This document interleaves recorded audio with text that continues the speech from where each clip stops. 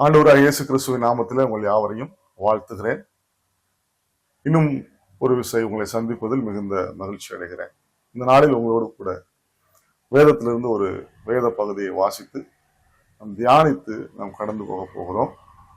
லூக்கா எழுதின சுவிசேஷம் 19ஆம் அதிகாரம் 3ஆம் வசனத்தில் பார்க்கும்போது, சகை என்கிற ஒரு மனிதன் ஆண்டவராகிய இயேசு கிறிஸ்து எப்படிப்பட்டவரோ என்று பார்க்கும்படி வகை தேடி ஒரு காட்டத்தி மரத்தில் ஏறி தன்னை மறைத்து கொண்டு அவன் அமர்ந்திருந்தான் என்று நாம் பார்க்கிறோம்.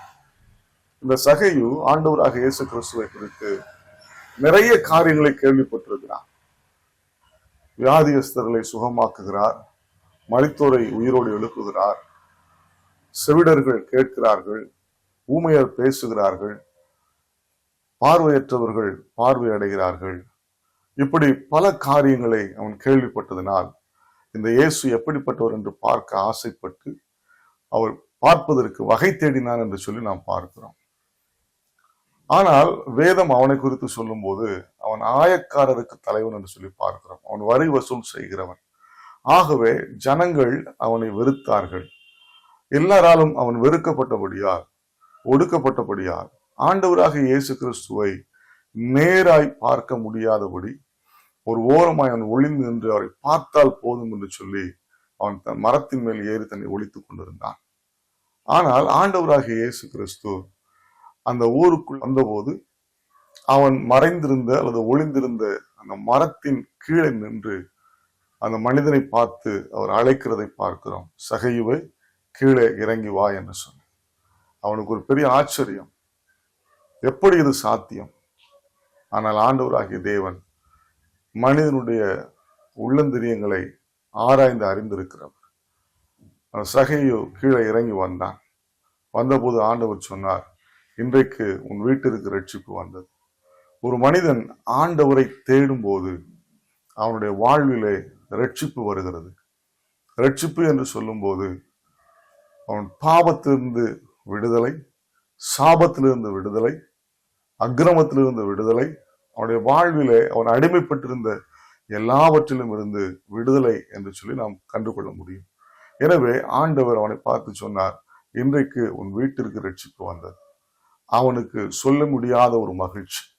இதுவரை அவன் பார்த்த மனிதர்கள் அவனை வெறுக்கிறவர்களாய் இருந்தார்கள், அவனை தள்ளி விடுகிறவர்களாய் இருந்தார்கள், அவன் மேல் கோபம் கொள்ளுகிறவராய் இருந்தார்கள். ஆனால் ஆண்டவராக இயேசு மாத்திரமே அவன் மேல் அன்பு காட்டுகிறவராய், அவன் மேல் கிருபை கூறுகிறவராய் நின்று அவனை அழைத்து வந்ததை பார்க்கிறோம். உடனே அவன் சொன்னான், ஆண்டவரே, நான் யாராவது ஒரு நான் எதையாகிலும் அதிகமாய் வாங்கியிருந்தா நான் நாளத்தனையாய் திரும்ப கொடுக்கிறேன் என்று சொல்லி ஆண்டவரிடத்தில் சொல்லுகிறதை பார்க்கிறோம். பிரியமான தேவனுடைய பிள்ளைகளே, ஆண்டவராய் இயேசு கிறிஸ்து ஒரு மனுஷனுடைய வாழ்க்கையில் வரும்போது அவர் விடுதலை கொடுக்கிற ஆண்டவராய் இருக்கிறார். அந்த விடுதலை அவனுடைய வாழ்விலே நிரந்தரமான விடுதலையாயிருக்கிறது. அந்த மனிதன் சந்தோஷமாய் ஆண்டவராக இயேசுவை தன் வீட்டிற்கு அழைத்து போனார். ஆண்டவர் சொன்னார், இழந்து போனதை தேடவும் ரட்சிக்கவும் மனுஷகுமாரன் வந்திருக்கிறார். அந்த மனிதன் தன் வாழ்நாளிலே சந்தோஷம், சமாதானம், இப்படி எத்தனையோ காரியங்களை இழந்து போயிருந்தான். எல்லாவற்றையும் ஆண்டவர் அவனுக்கு திரும்ப கொடுத்தார். இன்றைக்கும் கூட உங்களுடைய வாழ்க்கையில ஆண்டவராய் இயேசு கிறிஸ்து நீங்கள் இழந்து போன எல்லாவற்றையும் திரும்ப கொடுக்க அவர் வல்லமை உள்ளவராய் இருக்கிறார்.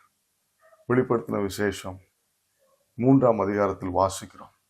வாசற்படியில் நின்று நான் தட்டுகிறேன், ஒருவன் என் சத்தத்தை கேட்டு கதவை திறந்தால் நான் உள்ளே வந்து நான் அவனோடு போஜனம் பண்ணுவேன், அவனோடு நான் வாசம் பண்ணுவேன் என்று சொல்லி ஆண்டவர் சொல்லுகிறதை பார்க்கிறோம். இன்றைக்கும் ஆண்டவர் உங்கள் அருகில் நின்று கொண்டிருக்கிறார். ஒருவேளை சகவியை போல பலவிதமான சோதனைக்குள்ளே அல்ல பலவிதமான கேள்விகளுக்குள்ளே நீங்கள் இருப்பீர்கள் என்று சொன்னார், இன்னைக்கு எல்லாவற்றிலிருந்தும் ஆண்டவராகிய தேவன் உங்களை விடுவித்து உங்களுக்கு சமாதானத்தையும் ஆசீர்வாதத்தையும் ரட்சிப்பையும் கொடுக்க வல்லமை உள்ளவராக இருக்கிறார்.